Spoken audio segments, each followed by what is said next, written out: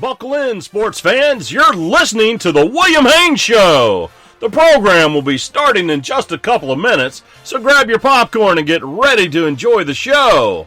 While you're waiting, make sure you're following us on social media at WHBC Stream and staying tuned to WHBCStream.com. We're so glad to have you today on the program, and we'd love to hear from you. Drop us a line on Twitter or call the show 352-639-0036. And thanks again for tuning in.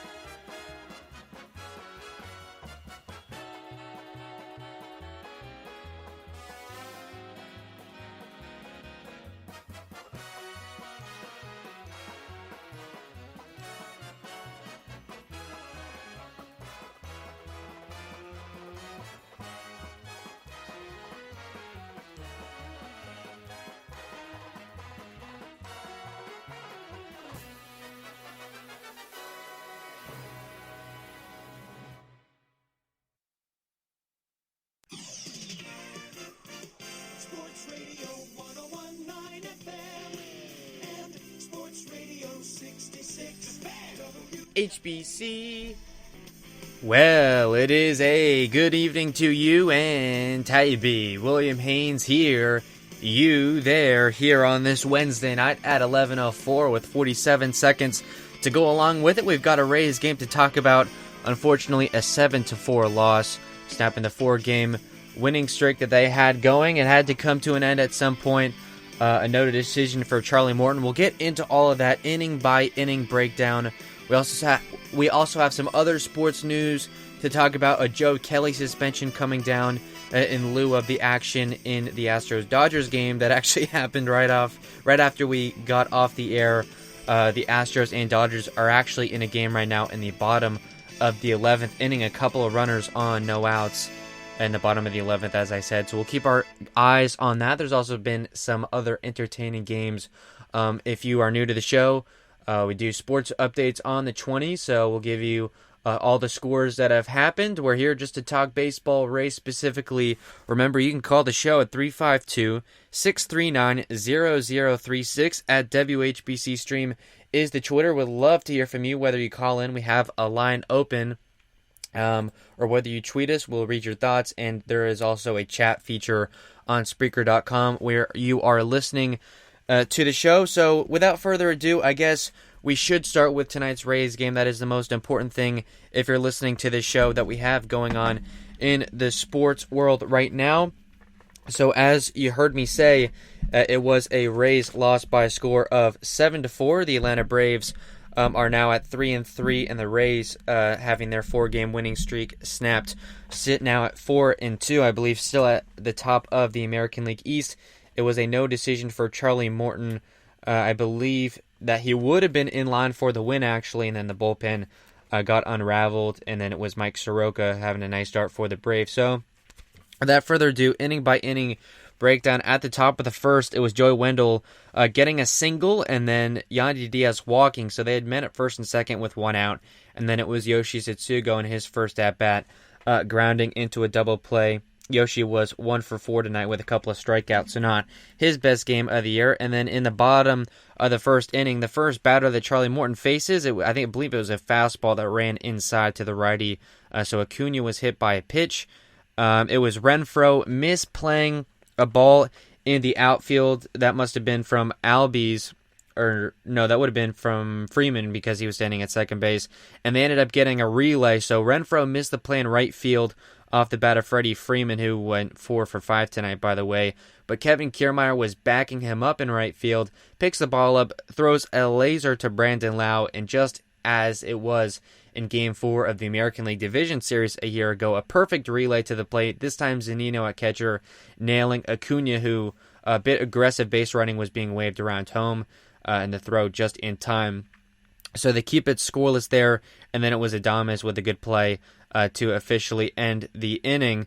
And then we go to the top of the second inning. It was a 1-2-3 as Mike Soroka, the starter for the Braves, ends up getting into a bit of a groove here. And then we go to the bottom of the second. It was an infield fly, a really easy ball. It was Joey Wendell, I believe, coming in and calling it, or there was some confusion, of course, on an infield fly. It dropped to the ground, so the batter reached base. And then d'Arnaud struck out looking in his first at-bat against the Rays. He was actually out for a little while with, I guess, COVID-19 symptoms, but he didn't test positive. He also had his first hit of the year tonight against the Rays. That came later, but he struck out looking. There was a couple good frames by Zunino. I will say Charlie Morton did a really good job at touching the corners tonight, but he did get some favorable calls from the home plate umpire, and also some good frames by Zunino. That's something that he does pretty well. And then it was Dansby Swanson singling to put runners at first and second.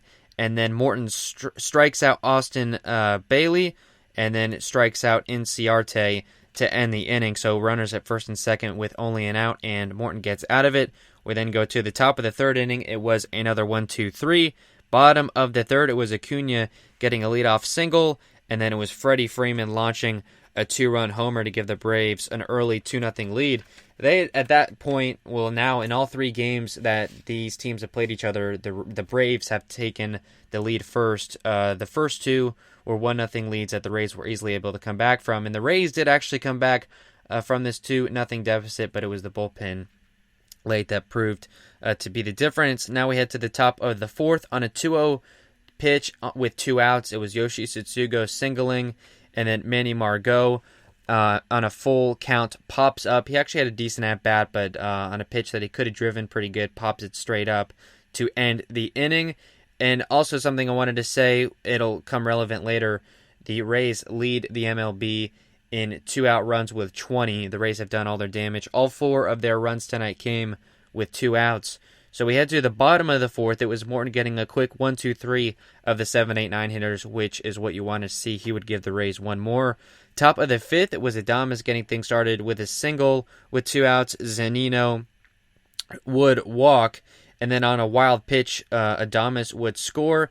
Zunino to second, and then Brendan Lau struck out to end the inning, but they did cut the Braves' lead in half. It was then 2-1 at that point. And then we head to the bottom of the fifth. It was a single and a walk with 2 outs, and then Manny Margot made a leaping catch in the outfield. Probably would have been a double off the wall, but he made a nice play defensively, and that got them out of the inning. Now we head to the top of the 6th inning.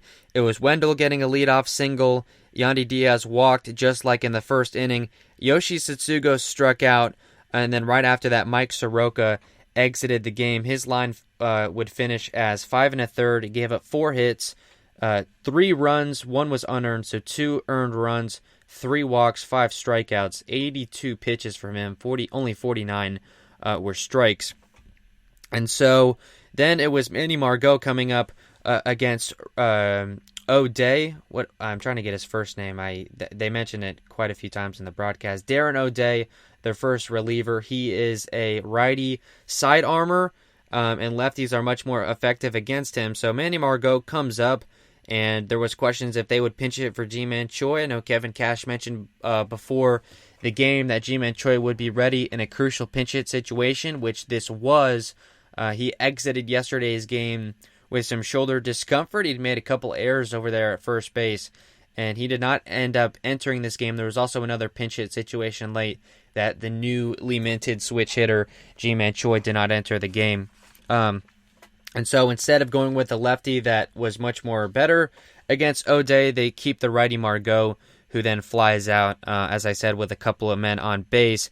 And then it was KK, Kevin Kiermaier, the lefty, taking advantage of Darren O'Day, and he had a tying double on a 2-2 on an 0-2 count, So O'Day not able to put the lefty away. So Kevin Kiermaier ties it up, and then right after that, it was a 2 RBI single from Hunter Renfroe to make the game 4-2 Rays. And at that point, you had to like the Rays' chances, as it was in the 6th inning. You had the bullpen coming out as Charlie Morton's line finished at 5 innings pitched. Gave up 6 hits, 2 earned runs, only walked 1 man, struck out 7. There's a hit by pitch in there as well. That 2-run homer to Freddie Freeman, as I mentioned, 80 pitches thrown, 55 for strikes. So you got to think when he can get fully built back up, throwing about 100 pitches in a game, we're talking probably 6 or 7 innings and out from Charlie Morton. This still isn't the Charlie Morton of 2019. Of course, looked a little bit better than he did his first time out on opening day against the Blue Jays. His fastball still isn't where it was last year. His curveball, while he did, as I said, pick up 7 strikeouts, the curveball is just not getting guys like it did last year. I'm hoping that'll work itself out. We'll keep our eye on that. I say if he has another start like this, I think we start kind of being a little bit concerned about it, but we'll cross that bridge, of course, when we get to it. And then, as we were saying, the 2 RBI single from Renfroe to make it 4-2 Rays. They had some men on base after that, and then it was Zunino to strike out to end the inning. And now this is where it gets interesting. Bottom of the 6th inning, Andrew Kittredge comes in relief of Charlie Morton to start the inning. It was Travis d'Arnaud with the leadoff double. And then immediately after that, Oliver Drake began warming up in the bullpen. Of course, the new rule this year, each relief pitcher has to face at least 3 batters unless he finishes the inning. So Andrew Kittredge was going to have to face 3 no matter what. And then right after that, it was a Dansby Swanson double. So that scored d'Arnaud and made it just 4-3 Rays. And then it was Austin Riley with a productive out, moving Swanson over to third base. So there's 1 out in the inning. After the 3 batters that Kittredge faced, which it's kind of funny that he ends up with a hold. As I'm looking at the stat sheet, he records only an out, gives up 2 earned runs on 2 hits. It was Oliver Drake coming in. He had Inciarte in an 0-2 count, and then Inciarte ends up working a walk. So it's men on the corners with 1 out, and then he gets Ronald Acuna to strike out in a nice at-bat for Drake. His splitter looked pretty good. The fastball not bad. It was then Ozzie Albies, a weak ground ball. He ends up reaching on an infield single. It looked to me like it could have been a Willy Adames error, but they end up calling it an infield single, as it certainly was not a routine play. It was hit just hard enough, and Adames on a weird kind of bounce couldn't get the ball in the glove securely, couldn't get it over to first base. So in a play that would have ended the inning, Ozzie Albies gets on base, and that, of course, scores Dansby Swanson from third base. And then it was Freddie Freeman knocking in an RBI single as well. So at that point, that would have been the Braves had a lead by either a run or two. And now we go to the 7th inning. The Braves insert A.J. Minter, take out Darren O'Day. O'Day, who actually, this is surprising, he ends up getting a blown save and also a win. So that's something you don't see every day. Darren O'Day records 2 outs, gives up 2 hits, an earned run, walks a man, and a strikeout. So that's kind of a weird stat. So they put in A.J. Minter in the 7th. Brandon Lau strikes out, and then they pinch hit Joey Wendell, who had already had a couple of hits, but they liked the righty bat against the lefty Minter. And then Martinez proceeds to strike out, I believe, in 3 pitches. He might have fouled a couple back, but it was an 0-2 count. Jose Martinez, a guy that was supposed to, I guess, be a contact hitter when we brought him in, but he has pretty much been swinging at everything. He has long reach with those long arms, but it seems like he's just aggressive at wanting to make contact, kind of like a Vladimir Guerrero Sr. type thing, where he can reach every pitch, so he wants to try and swing at it. So, ends up striking out with 1 out and the bases empty in a pinch hit spot. He ended up playing the rest of the game at first base.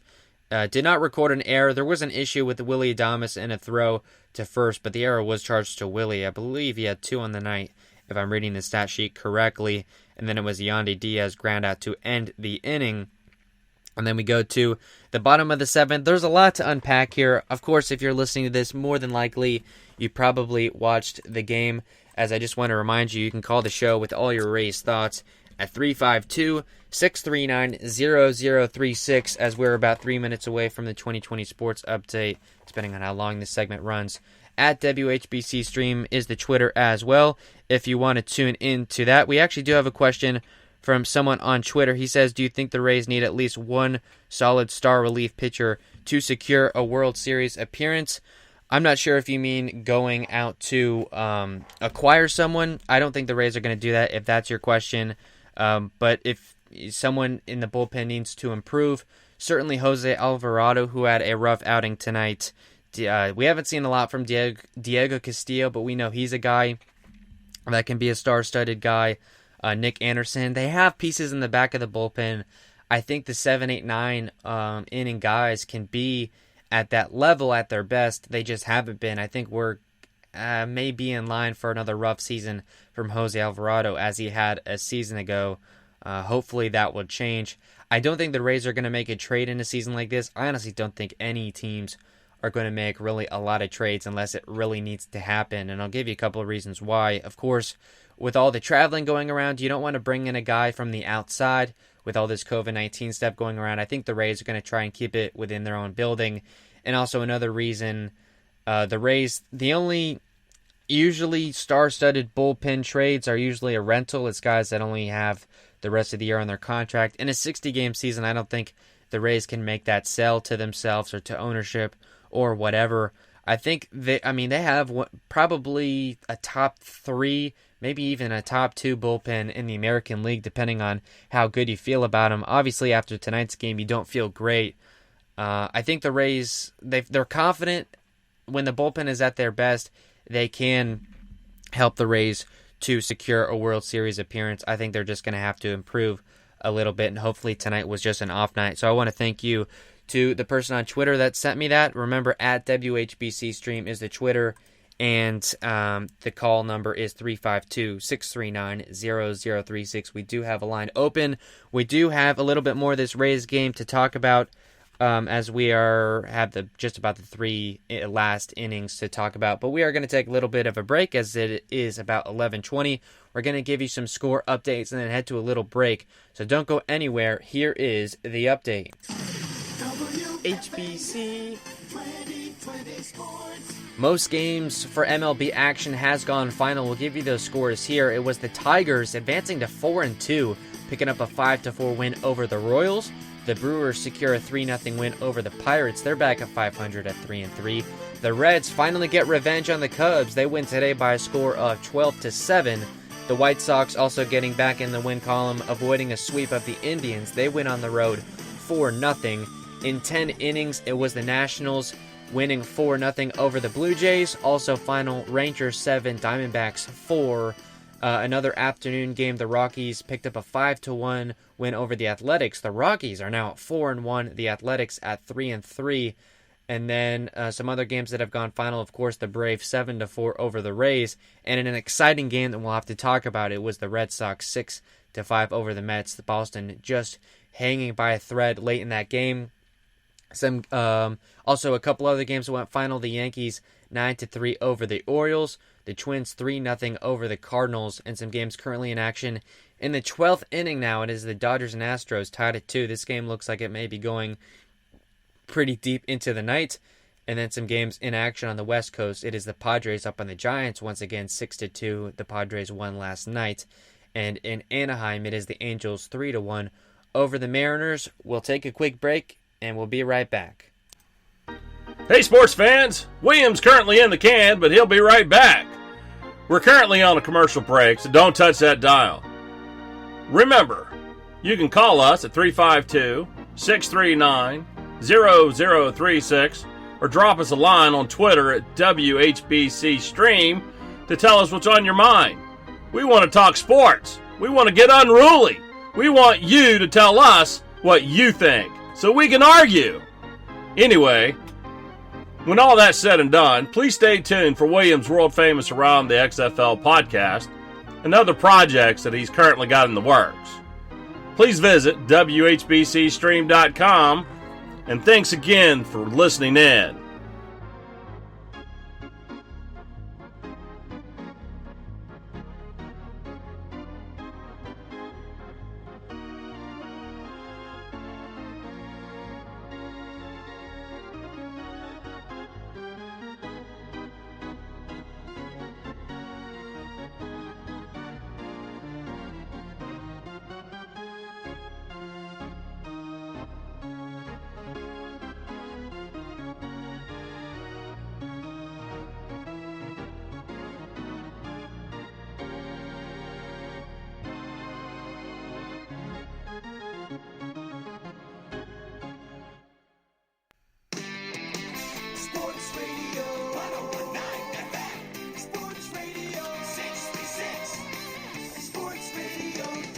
HBC. And at 11:22, we are back on the William Haynes Show, talking everything going on in Major League Baseball, including a Rays 7-4 loss at the hands of the Atlanta Braves. We'll jump right back into the discussion, inning by inning breakdown. I had the trusty notepad at my side watching the game tonight. And also, just to go off on a little thing, I think I mentioned this a couple days ago or this week during the show.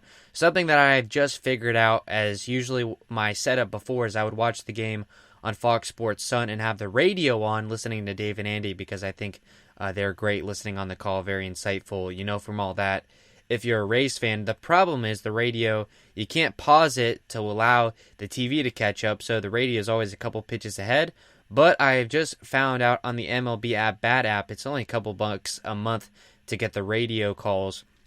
Hop on there, load up the Rays WDAE call, and you can actually pause that stream to allow the TV to catch up to it. And to have Dave and Andy synced up to the TV, I thought is a really great experience if you're a fan of sports broadcasting or even just a fan of Dave and Andy in general.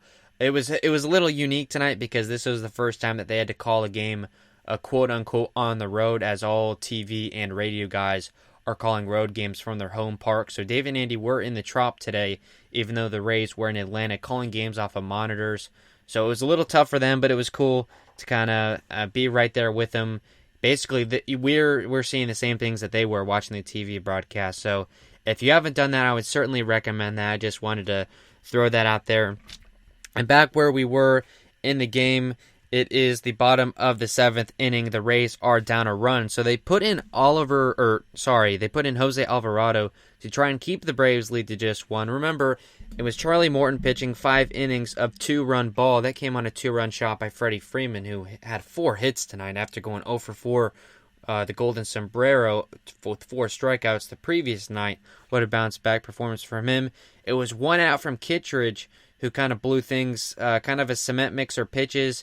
Couldn't get a tight spin on any of his pitches. A lot of like sliders or whatever they were hanging over the plate. Back-to-back doubles.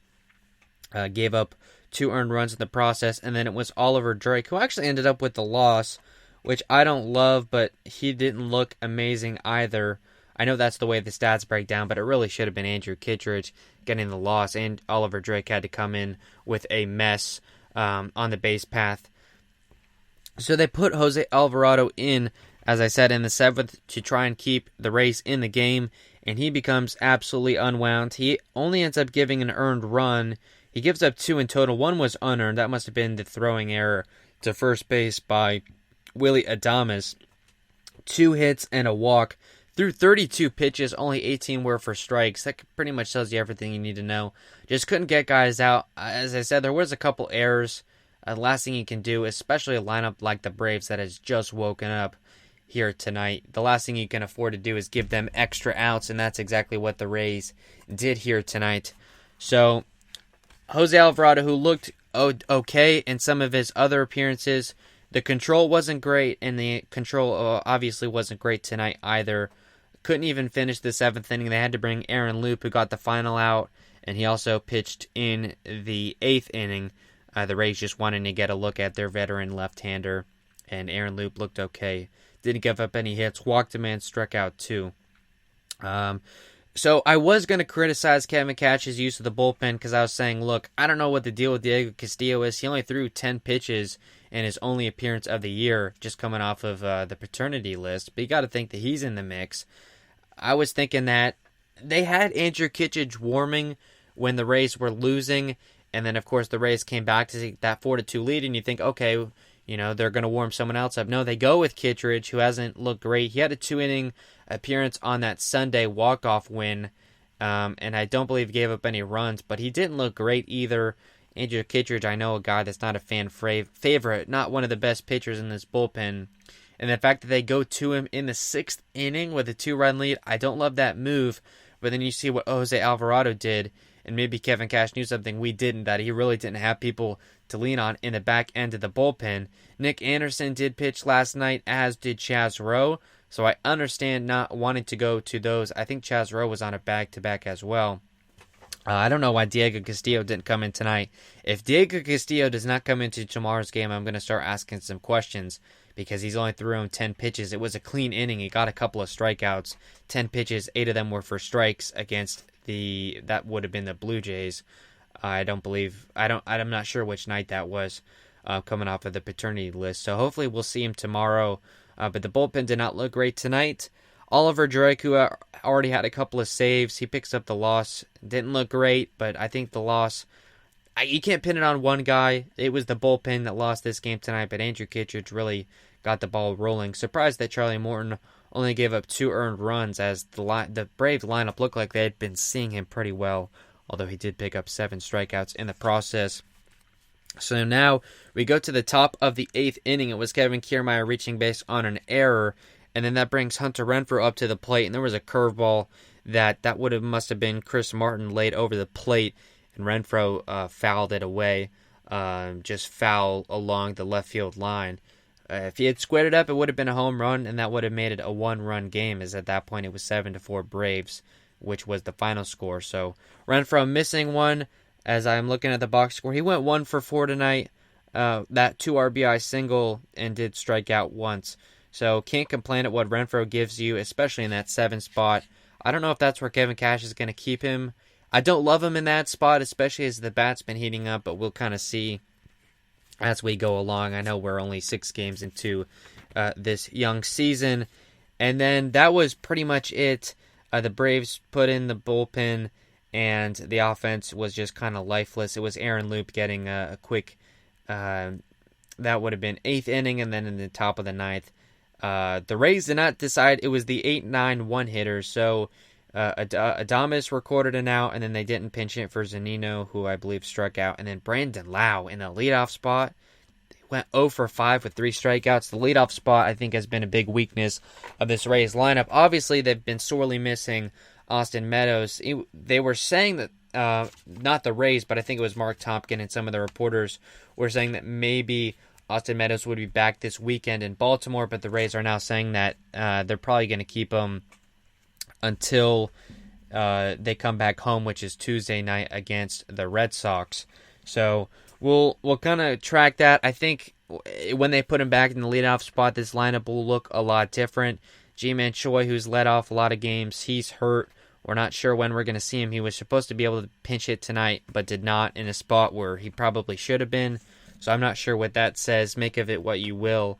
And then obviously Brenton Lau going 0 for 5 in the leadoff spot. I don't think he's the answer there either.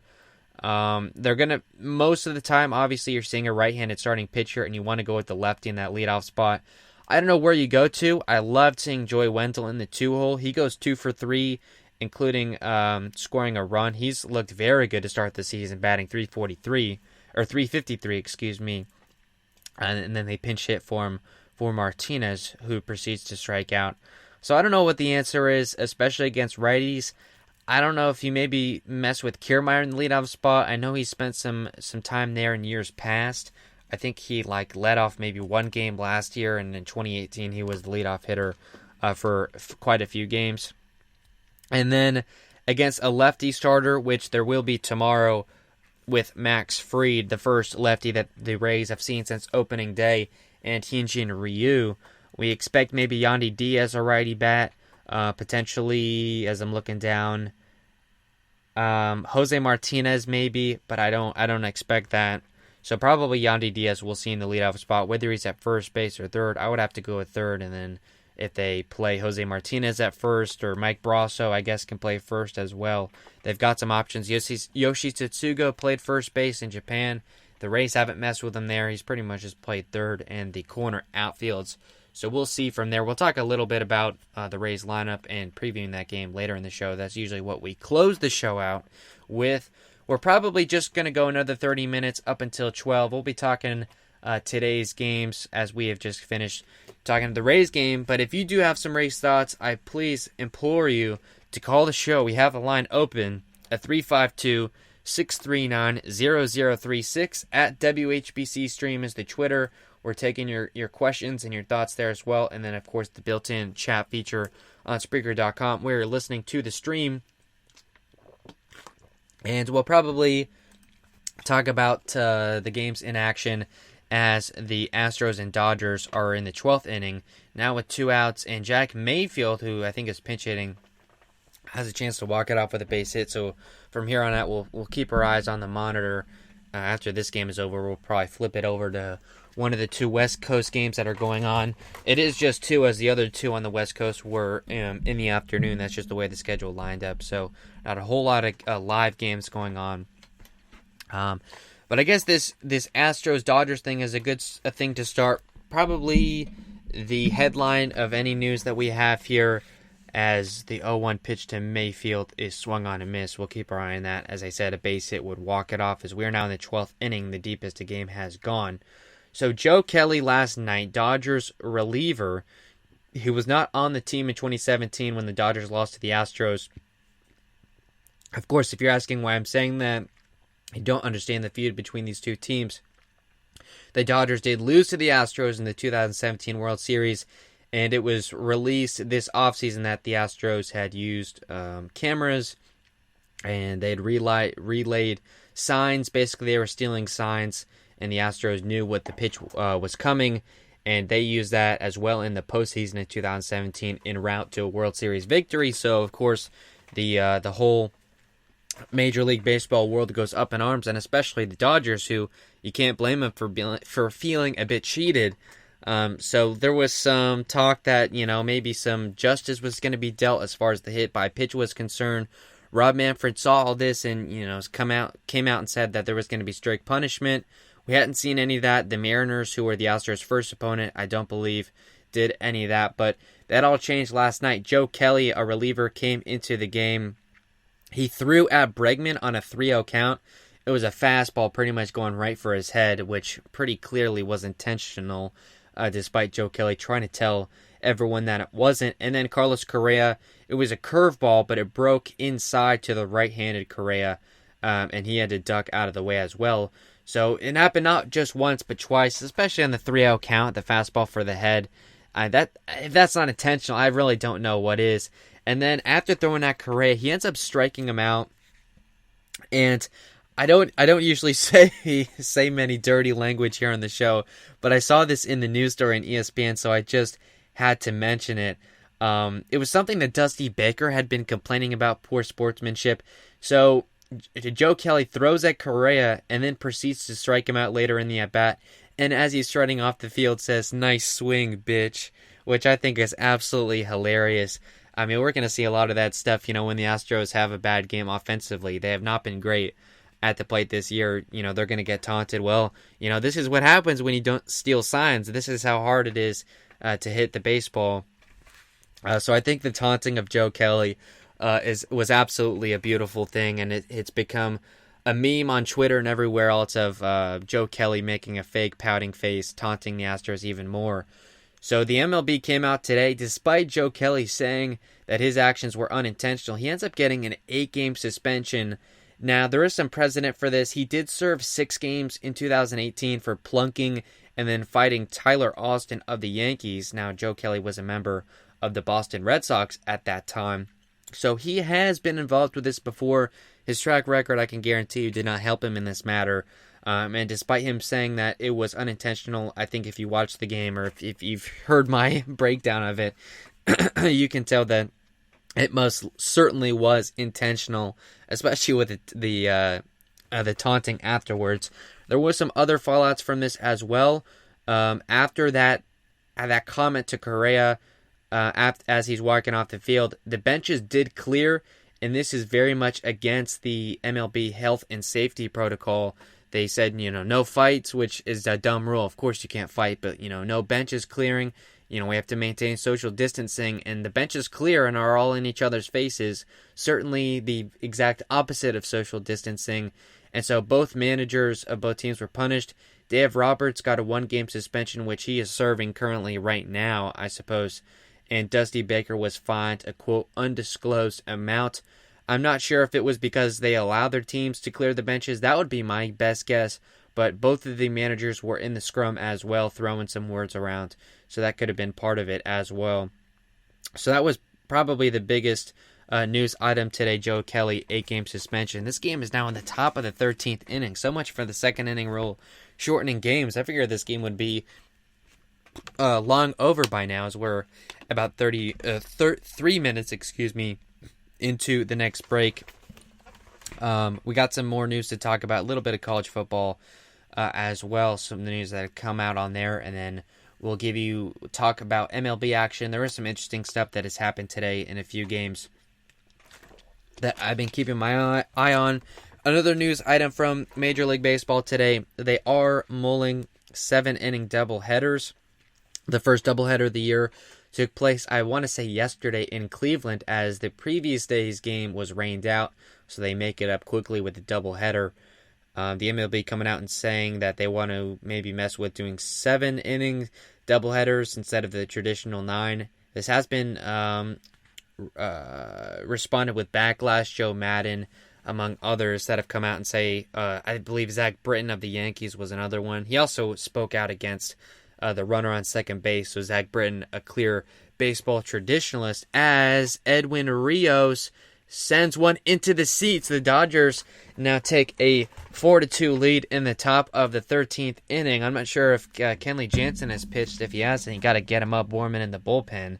He just hit a 2-run homer off of Cy Sneed, who I guess will take the loss in this one. So the Dodgers coming out with another win. They did win last night. Dave Roberts, I guess, nowhere to be found. That's a funny story. So you can do whatever you want. You can suspend their manager. You can suspend Joe Kelly, but they'll still beat the Astros. That's pretty cool. Edwin Rios, who is 0 for 1 into that at bat, and has not recorded a hit this year, gets his first, a 2-run homer in Houston. So the 7-inning doubleheader, I don't think they're going to go with it because of the backlash that it was responded by with, but something that they have thrown out to try and shorten games as much as possible and limit the risk of COVID-19 exposure. Of course, the Miami Marlins, 17 total members of the team testing positive for COVID-19. We mentioned that they're going to be out of action until or through Sunday, so through the week, so they can kind of gauge what the situation is. Now, the Philadelphia Phillies, who have tested the last couple of days, they still have no positive. They played the Marlins in Philly over the weekend. The Marlins are actually still there in Philadelphia. No offense to Philly, but not the first place I would want to be right now. But they're there with the COVID-19, waiting to see what happens. And that has moved some other games around, of course, the Yankees, who were supposed to be in Philly the past couple of days. And then they were going to play 2 in Philadelphia and then play 2 in Yankee Stadium against the Phillies. So in lieu of those 2 games, they are going to play 2 in Camden Yards against the Orioles. So that also matches because the Orioles were supposed to be playing the Marlins in Miami. So making those games up, the Yankees did win. Let me see. Let me get the score to make sure I get it right. 9-3. It was Garrett Cole getting the win. He is now 2-0. No surprise there. It was some home runs for some guys. I think Aaron Judge, Aaron Hicks getting on the board. Giancarlo Stanton, I'm not sure. And then it was, I believe, a 6 2/3 inning start for Garrett Cole. So good sign for the Yankees there. And as far as how games are going to be made up, the MLB is not married to having each team play 60 games. And if that's the case, playoff seeding and, playoff, division, however you put it, the division standings, I should say, will be determined by win percentage if each team does not play 60 games. So the Marlins basically could play, say, 5 or 6 less games than everyone else. But if their winning percentage is high enough that they could secure a playoff spot over a team that has played more games than them.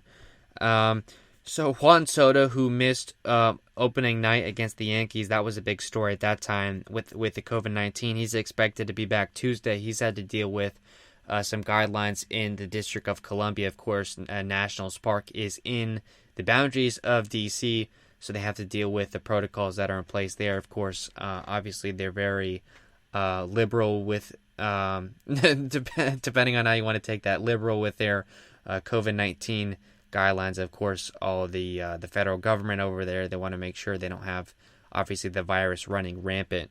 So Juan Soto expected to make his return to a Nationals team that desperately needs him. They are 2-4 after today's win over the Blue Jays. It was Max Scherzer throwing 112 pitches. That was surprising to see, no doubt. And then for the Rays side of thing, Austin Meadows, who has missed the start of the season, has not played yet with COVID-19. He's been cleared and been working out with the 60-man pool in Port Charlotte. He played in the the simulated game, had some at-bats, ran the bases, played the field, throwing, I think they said 120 feet, so stretching him back out. He's expected back Tuesday. There was talks that he was going to be able to be available during the weekend in Baltimore, but they're just going to, it makes sense to have him wait, just continue to work in Port Charlotte and just make that couple-hour drive up to St. Pete, and he'll be ready in a homestand that includes games, I believe, against the Red Sox and the New York Yankees.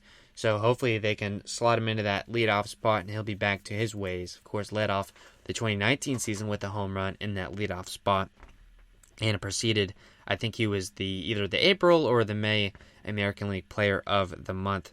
And then Randy Arozarena, the only other guy that is out right now for the Rays with COVID-19. He has been cleared as well, but is a little bit further behind Austin Meadows. I think they said he threw like 90 feet today in Port Charlotte. So a little bit more ground for him to make up. As I just saw, we have blown past the 2020 sports update. So we're going to take it here, give you the score updates as we have them. Just about 3 games left. It currently in action. Remember, you can call the show. We have a line open at 352-639-0036 at WHBC Stream is the Twitter. Have about 15 minutes left in the program. We may run a little bit over, but we'll see. Remember, just call the show. Tweet us your thoughts, however you want to do it. We're going to take a quick little break here, but we will be right back. HBC 2020 Sports. Just a couple of games left in action in Houston in the 13th inning. It is the Dodgers with a 4-2 lead. They'll head to the bottom of the 13th inning here after the break. The two only other games still in action in the 6th inning. It is the Padres 6-2 over the Giants, and the Angels 4-1 over the Mariners.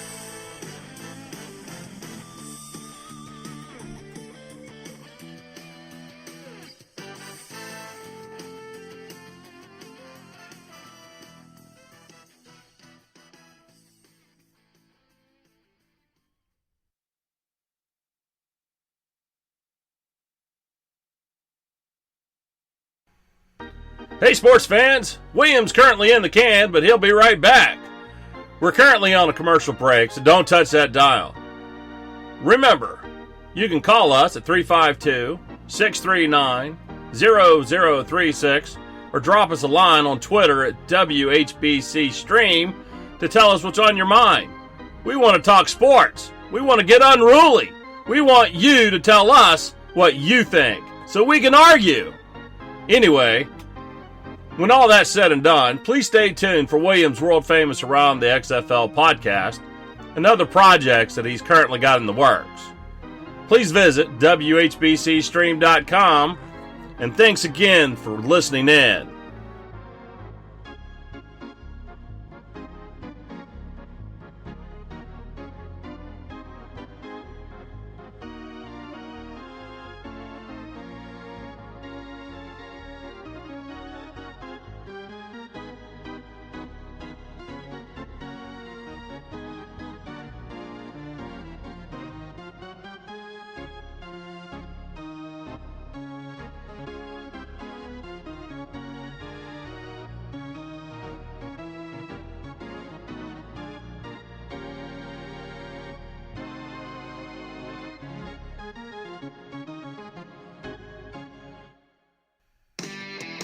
Sports Radio 1019 FM. Sports Radio 66. Sports Radio HBC.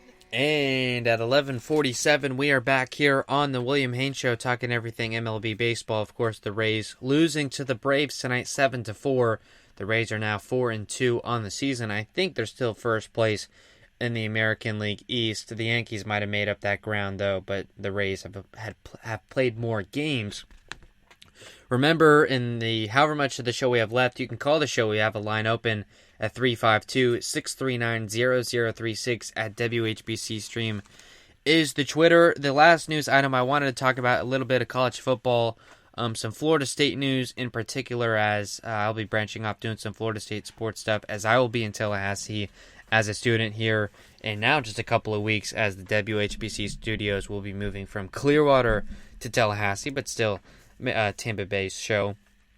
We will continue. The ACC has come out and set an 11-game conference slate with room for a non-conference game as well. So a little bit more aggressive in comparison to some other schools.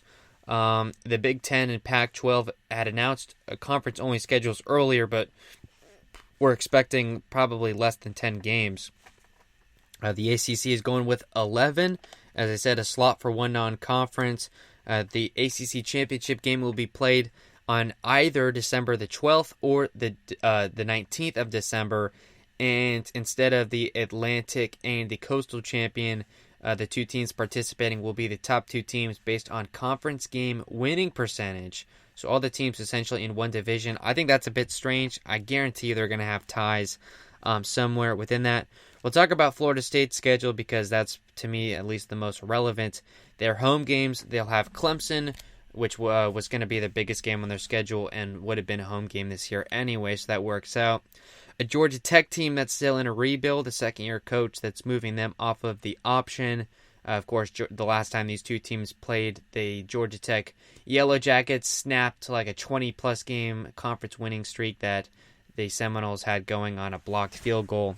A very horrific night for me, as well as any other Florida State fans that are listening. A North Carolina team with Mac Brown and Sam Howell, a quarterback that was supposed to be in Tallahassee, but ended up switching to North Carolina at the last second. So a scrappy team, without a doubt. A Pitt team that I like a lot, Kenny Pickett, I think is a good college quarterback. They'll be making their way to Tallahassee. That was originally scheduled anyway. And also the Virginia Cavaliers, who beat the Seminoles last year, will be making their way to Tallahassee. And then the road slate, it's a Duke team, which aren't very good. A Louisville team with Daniel Cutcliffe that are making their way back. A guy that came from Appalachian State. They looked pretty good last year. The Seminoles will be going to Louisville. They'll also be going to Miami, NC State, and Notre Dame. That's the other part that I forgot to mention is Notre Dame in this season will be, and I guess not considered how do you say, an ACC conference member, but essentially they will be playing 11 ACC games and potentially a non-conference game. So that is big news for Notre Dame. Of course, they play teams like Stanford and USC, Navy. I'm trying to think of any others that I may be forgetting. They play a lot of those games every year, and of course, the Pac-12 going conference only. That makes sense for Notre Dame to latch onto this ACC model that I think works pretty well. Florida State was scheduled to play Notre Dame in Tallahassee in the opener next year, and I believe that game is still on, but now an extra game against Notre Dame, and that will come on the road, so that'll be in South Bend. Overall, how it impacts Florida State, the schedule, of course, Florida State, a school that schedules a lot of cupcakes. They were scheduled to go to Boise State, so obviously that's a game that's good for them to miss. That's not an easy place, cross-country road trip in the blue turf and all that, we know. As Carlos Correa just grounded out into a double play, they'll now have a runner at third with 2 outs, down 2 runs. Hopefully the Dodgers can close this ball game out. So as I said, the ACC going to an 11-game all-conference, one division kind of schedule there. I think that's interesting and something to bring up. And now with the rest of the show, talking all MLB baseball. Remember, you can call the show. We have a line open at 352-639-0036 at WHBC. Stream is the Twitter, and of course the chat feature built into the stream on Spreaker where you are listening to it. One game that I wanted to talk about because I had my eye on it as I was getting this show up and ready to go was the Mets and the Red Sox. It was Jacob deGrom going for the Mets in 6 innings pitched. He gave up just 3 hits, 2 earned runs, walked a man, and struck out 4 through 88 pitches. So still not fully built up, and that's amazing that he still went 6. 60 of those pitches were for strikes. And then on the other side for Boston, their only good starting pitcher, basically, Nathan Eovaldi, who got the win in opening day. So he went 5 innings pitched, gave up 8 hits, 2 earned runs, walked a man, struck out 4, gave up a home run, 89 pitches thrown. It's funny, the 2 games the Red Sox have won was with Eovaldi on the mound, so if they only get a win every 5 days, you certainly can't be too mad at that. I don't know the score when deGrom exited, but it was a blown save from Seth Lugo, who was in the news. A guy that said he wants to be in the starting rotation. The Mets are keeping him in the bullpen. A blown save from him tonight. And then it is Justin Wilson getting the loss. A couple of outs.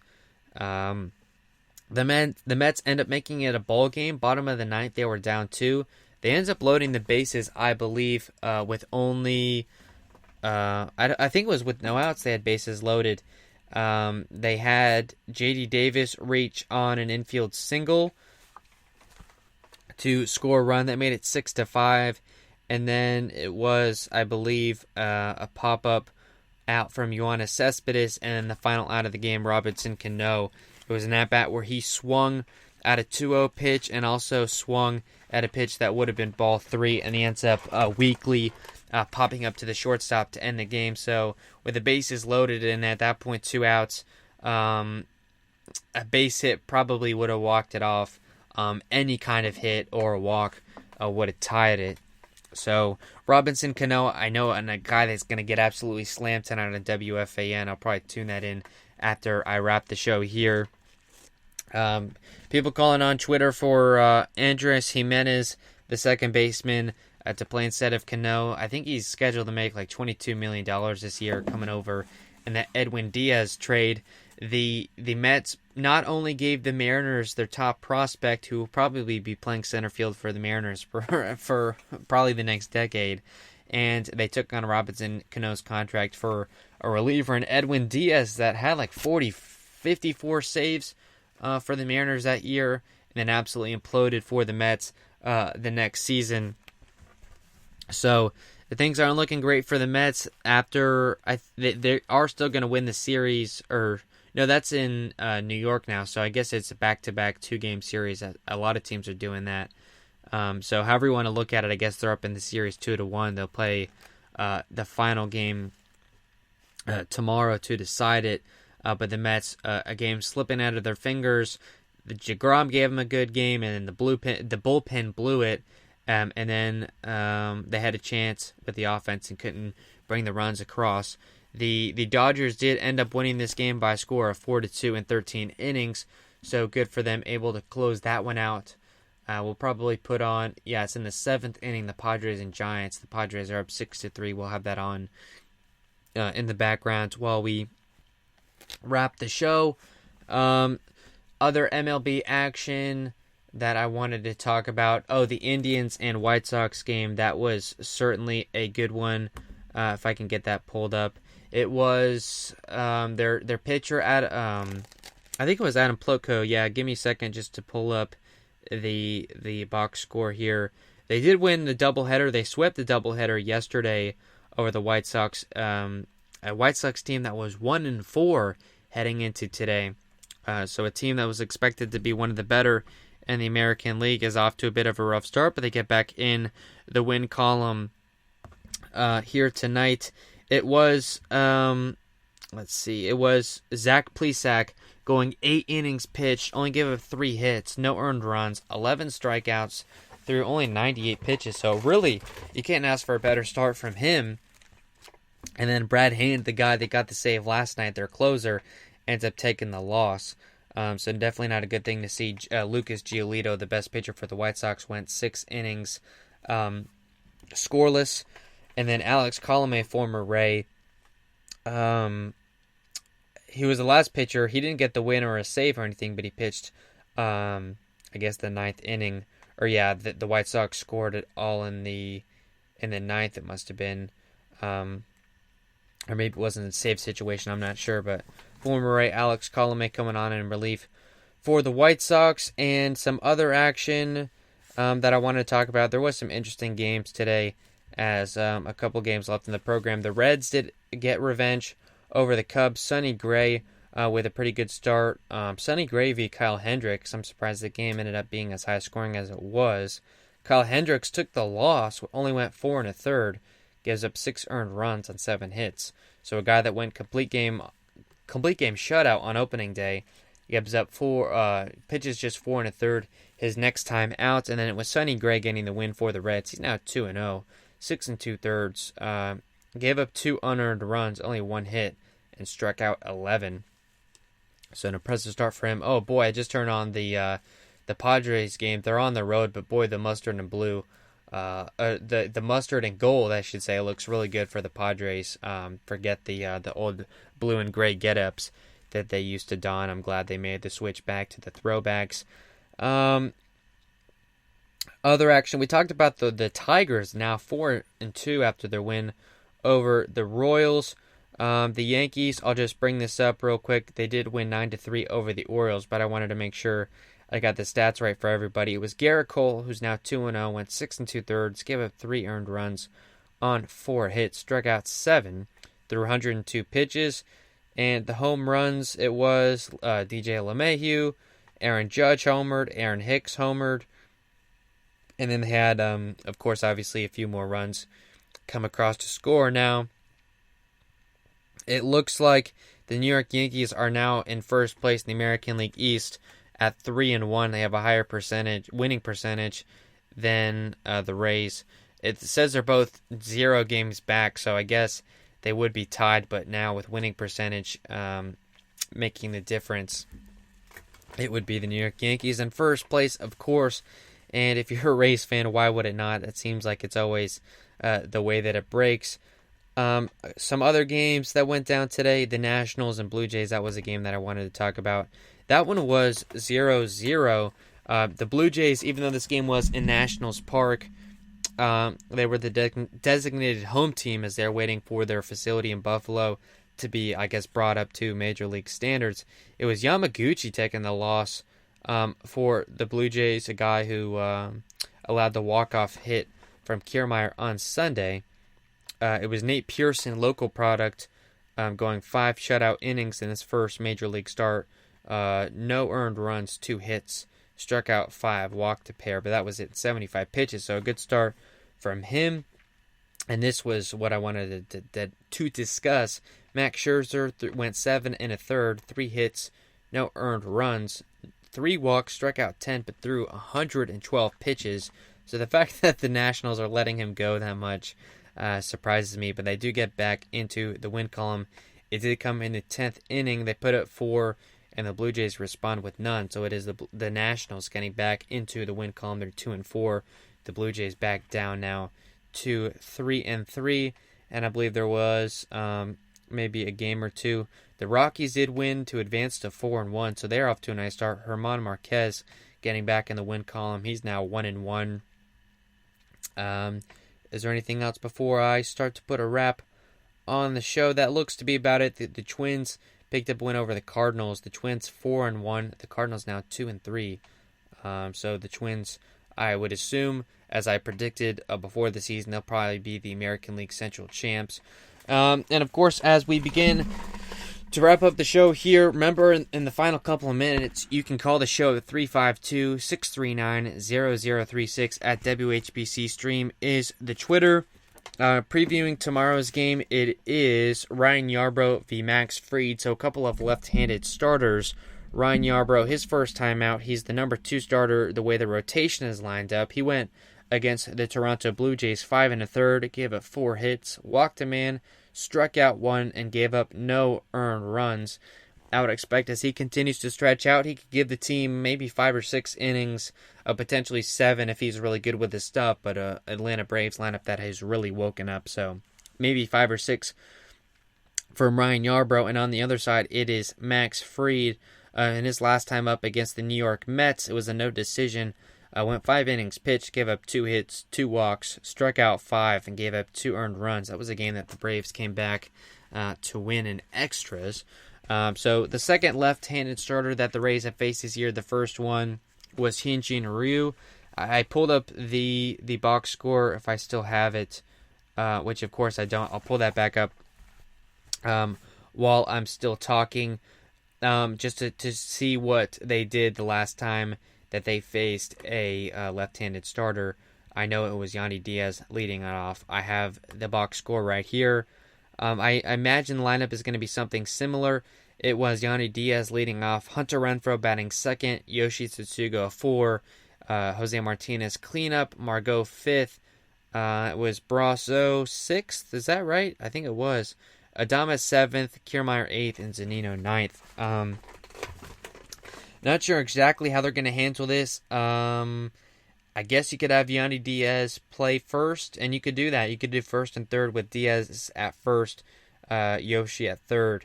Although I think they may be trying to get Jose Martinez some reps at first base, and in that case you would move Yandy Diaz over to third. I think either way, with the lefty starter, they want the lefty on righty. I would anticipate either Yandy or Jose Martinez leading it off. Looks like this would be an easy time to give Ji-Man Choi another off day as we look further down. Hard to say what the lineup will be.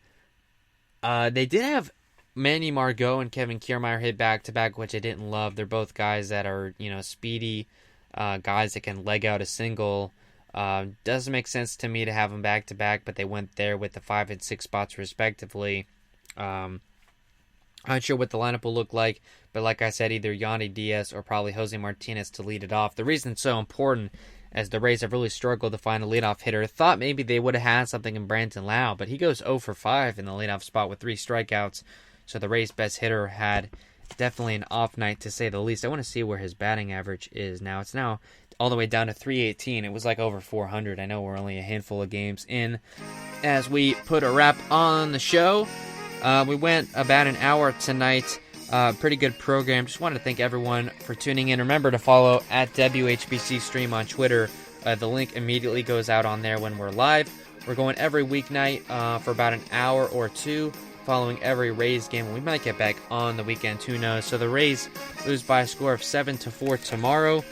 It is Max Fried v. Ryan Yarbrough tomorrow. So hopefully the Rays can get back in the win column and take this series, I guess, a best of 4 if you look at it that way. So, like I said, thank you again for tuning into the show, and we will talk to you tomorrow.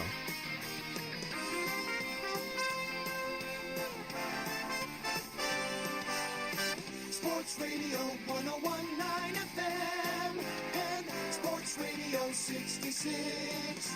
The Fan. HBC